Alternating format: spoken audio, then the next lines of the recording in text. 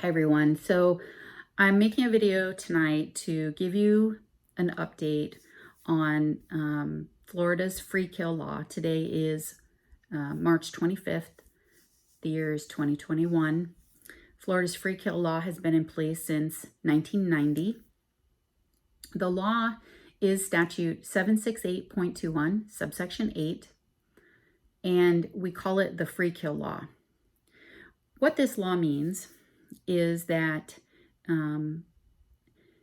persons in a certain class, which are defined as over age 25, unmarried, and have no minor children, may not have their medical provider be held accountable if that medical provider causes a negligent death. The statute specifically says the damages specified in subsection 3 shall not be recoverable by adult children, and the damages specified in subsection 4 shall not be recoverable by parents of an adult child with respect to claims for medical negligence. So what this points to in sections 3 and 4 is that the family, if there is a medical negligent death, can file not for pain and suffering, but for economic damages. So what are economic damages after you've died? There is only one: the cost of a funeral. You can't, there's no bills. You don't have to pay a hospital bill. If I die, my brother doesn't have to pay my hospital bill, right? The family is not required to do that. There's just the cost of funeral. So the cost of a funeral can be, maybe $1,500 to get someone cremated, maybe $30,000 or $40,000 to have an elaborate service and in a nice casket. So this means that is all that the family can recover. If a doctor or a nurse or another medical provider kills your loved one and they fall in this class of people of 25 years or older with no minor children and unmarried, that you can sue for the cost of a funeral. The problem with that is that you can't sue for the cost of a funeral. You can't sue for the cost of a funeral because it costs more than that to bring a case to court. There are fees to have a medical file reviewed by medical experts. There are legal fees to be filed. There are attorney's fees to be paid. So it makes it completely impossible to file at all. Presently, House Bill 651 has been being heard now in two committees, and it has been argued that by the doctor's company, Doctors Insurance, Mag Mutual, that their lobbyists, that people shouldn't be allowed to file claim for sadness. Well, let me say that what this actually does, and I'm a little disappointed that nobody has pointed out to this, but what this clause does is it makes it so that the family can't file suit at all. Never mind the sadness. They can't hold a medical provider accountable. Yes, they can file a claim with the medical board. They could file a claim with the Department of Health. But in truth, the only non-biased place that we have a constitutional right to access is a court of law and a jury of our peers. And that's what's missing here. That's what's not allowed to happen. And that's a problem. It's a problem for many people. And, I have to say, I am a little disappointed in House Bill 651 with respect to this bill references to strike, repeal the part that it shall not be recoverable if parents by an adult child. But it does not strike that it would not be recoverable by adult children. So what we're saying here is everyone's in court in Tallahassee talking about equality and how all lives are equal. And this law should be stricken. I should be able to to sue a doctor if they caused gross medical negligence against my child, and my child, God forbid, was killed. But if it's my parent, then can't do that. We're not going to strike that part.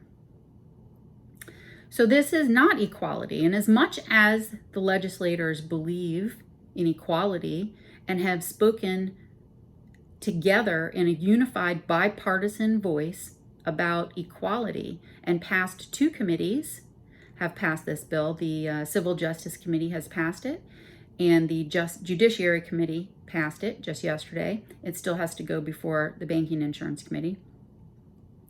We haven't talked about how me in my 40s, because my father died at the hands of a medical practitioner causing a medically induced drug overdose, that I guess his life isn't equal, but yet we're preaching equality. So I've been a little bit frustrated with that. But, you know, in watching everything, I realize that the legislators are under extreme political pressure to not pass this. As a matter of fact, to not even hear it. Senate Bill 1112, which I'm going to get to in a few minutes, that actually I don't even know if that'll be heard, because the legislators are under such extreme pressure to not hear it. And this is how our system works, right? The doctor's insurance company, the Mag Mutual, other special interest groups that insure doctors and hospitals, they have a lot of influence, and I mean financial influence, and they affect the committees. The committees put pressure on legislators to not pass certain bills because it would affect their pocketbooks. And I understand that the reason why that House Bill 651 did not include to have adult children recover damages with respect to their deceased parents was because they didn't feel, legislators didn't feel that it had a chance of passing, because they're already under a lot of pressure. As a matter of fact, in yesterday's session, which I have the link, which I'll post along with this video, Representative Roach says that he received a letter, and that all committee members received a letter saying that if they voted for the passing of this bill, that they would be docked. What is the name of this? Hold on, I have to look. Was docked rankings, 2 ranking points. So I'm not really sure what that means, other than for committee to say, we're going to dock you ranking points. If you do something that's right by the people, there is something really wrong with our system. And that is so disheartening to me. And you know why it's disheartening to me? Because, we started Florida Medical Rights Association. Debbie and I started it because both of us had lost our fathers due to medical negligence. And, what it has turned into is a group of strong advocates who come together, share their stories, support each other. We have meetings twice a month.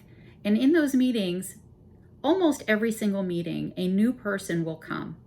And when they come, we ask them to introduce themselves and if they would care to share about why they're here.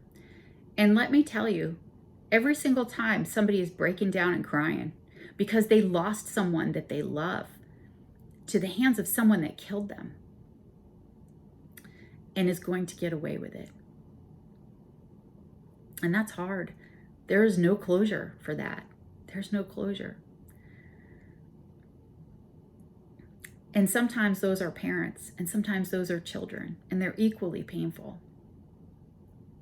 I think perhaps because it's fewer numbers on the children's side, that maybe they feel that that would be easier. And it's also more shocking when it's a child.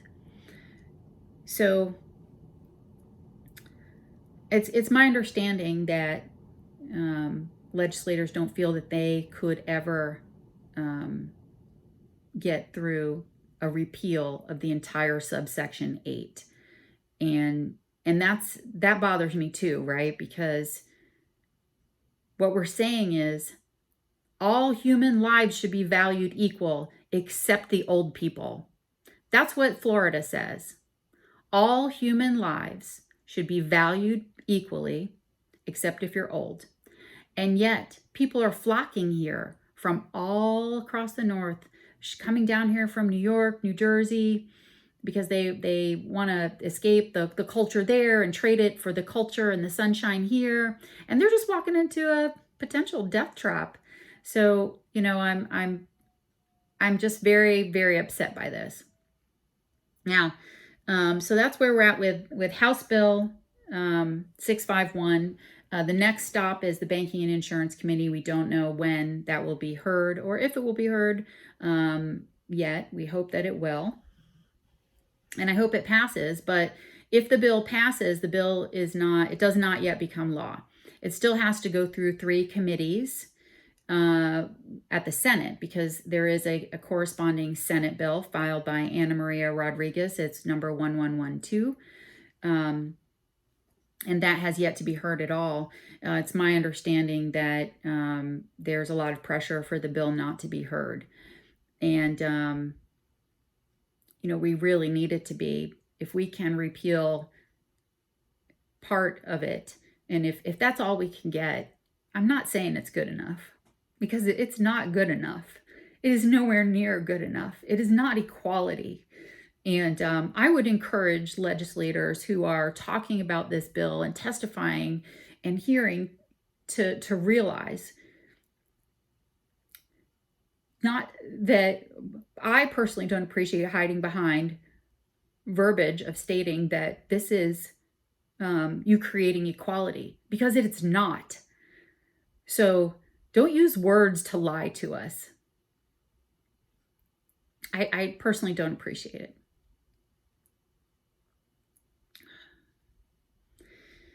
So if the bill also goes through the Senate, and it has to go through 3 committees there as well, then, you know, it would become law. So it has a long way to go. It has legs. I'm going to post some names along with this and phone numbers that if you feel so compelled to have your voice be heard, to call these particular legislators and ask them to hear the bill. And the reason why I'm asking that, everybody pick up the phone, at least to call. If you could just call 3 people, if everyone calls just 3, and if you can feel compelled to do more, call more of them. The committee members are very hard to get through to. Quite often you probably won't.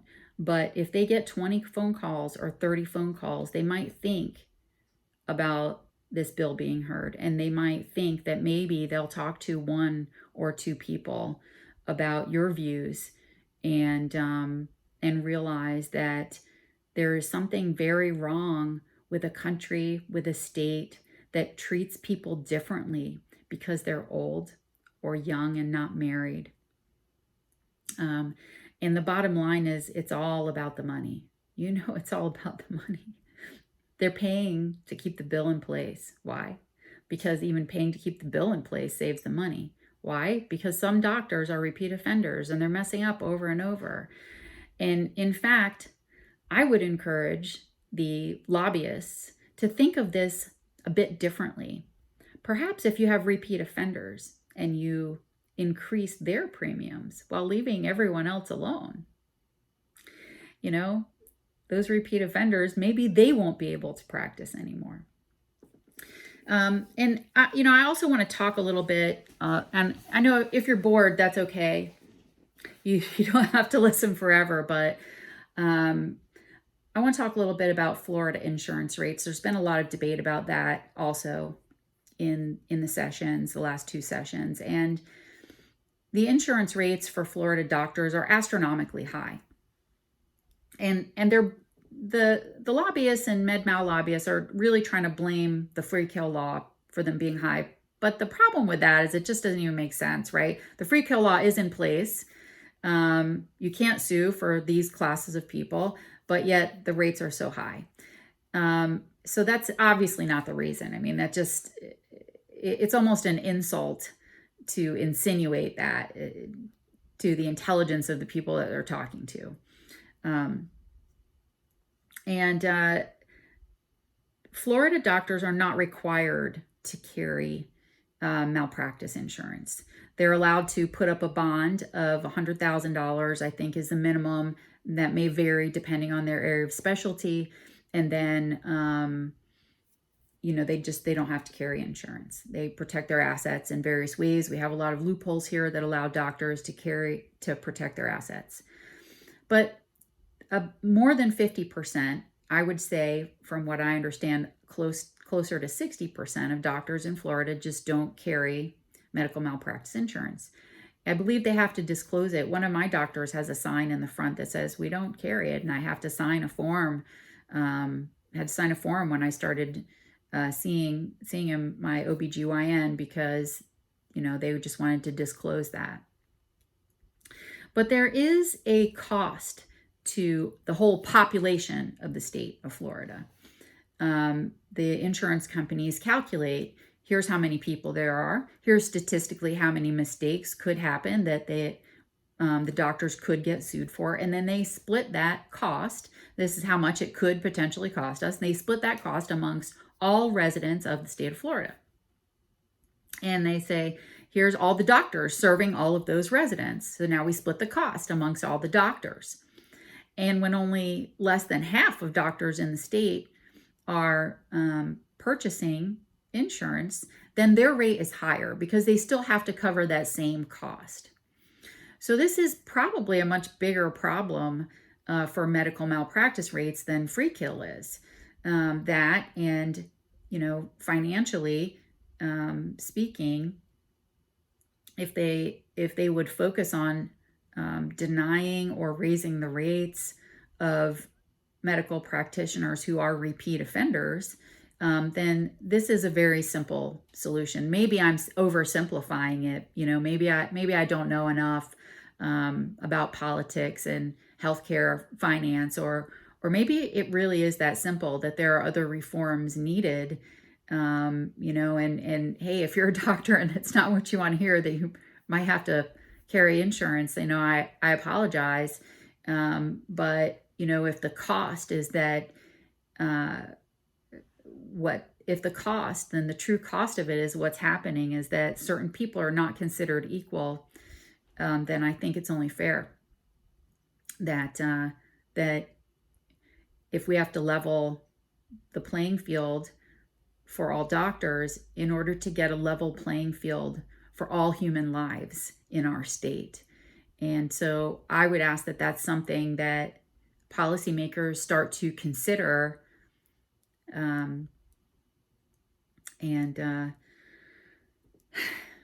I've been rambling for a while. I made a couple of points on here. Representative Escamani talked in the first hearing in the Civil Justice Committee. She mentioned that her mom had suffered, and she lost her mom at a young age to cancer, and that if something happened to her mother that she would want to, that was medically negligent, somebody harmed her mother in that process, she would want to seek justice. And Representative Escamani, I respectfully want to tell you that this House bill is not going to change that scenario for someone like you who was looking out for their mother. This House bill would only change it with respect to your adult child. Mark Denegal, Doctors Insurance and Mag Mutual. Wow. If anybody hasn't had the chance to see that soap opera dramatic acting, you really should. I'm going to withhold comments because they're not nice. And my mom always told me, if you have nothing nice to say, then shut up. So on that, I will. But I will make note to something that he referenced. He said that, he made light of sadness, and that people want to be compensated for their sadness. And to be honest, and I think that he actually knows this, because he seems like he's probably intelligent, though not using his intelligence in the most ethical of ways. But this is not about compensating people for sadness. This is about giving people the space to get justice. And without House Bill 651 and a full repeal of subsection 8, there is no space for the people to get justice. It's just simply not possible to get justice when you have no possibility of suing. Money is how we hold people accountable in this country. The United States is a money-driven country. It's how we not only hold people accountable, it's how we reward people, right? Look, if you're a cashier and you're doing a good job, you may get a raise, reward for money, with money. Now, if you count your change wrong, they're going to dock your pay. It's how you're held accountable. This is in every facet of every job in our country. If you don't perform well, you lose your job. That's being held accountable with money. If you do perform well, hopefully your boss gives you a raise. And so since money is our gauge, there has to be an amount worthy of a lawyer being able to financially take the case. It's very expensive for a lawyer to take a case, a medical malpractice case on contingency. They've got to be able to make $200,000 to cover the cost of talking with medical experts and flying people in and doing all this for a period of 2 years or more even, before they make a single dime. And, I'm not a big fan of the legal system, but you have to respect that, if they're taking a case, that they're coming out of pocket, and that they have to at least be able to make back what they've come out of pocket, and hopefully, not just break even, but make a living. They have families too. And I'm not even talking about an exorbitant amount of money. If you were to make $100,000, but you worked on only 3 cases really hard for 3 years, and you made $100,000 on each of them in profit after you came out of pocket, we're not talking about them becoming millionaires. We're talking about reasonable cost for people who put in a lot of time. And I know that lawyers have they get a bad rap, and I agree, there are good and bad people, in all walks of life. But, a lot of the lawyers in Florida have gotten into medical malpractice knowing that there are a lot of cases that they can't sue for. And in order to stay and listen to people's stories, they have to have patience and compassion. And, they're not all bad. I wouldn't discount them just because they are lawyers. It's that not to put the reputation of the bad few against the many who are wanting to see change in this, not for monetary reasons, as much as they have people that they turn away on a regular basis that they can't help, that have genuinely witnessed their loved ones suffering, and they come to an attorney for help and they can't give it to them because the cost is too great. The cost is greater than the economic damages. So thank you all for listening. If you made it this far, I hope I taught you something. This is actually remarkably hard for me to talk about, and every person that comes to our meetings and shares what happens to them reopens my wounds and my loss, and every time this comes onto the House floor or the Senate floor, it rips my heart open. And I have to say that if you're someone who's moving to Florida, please be wary and have a healthcare advocate if you are single and you don't have young children. You know, have someone that has some medical knowledge come with you, especially in hospital environments. So, thank you all. Don't forget to make your phone calls.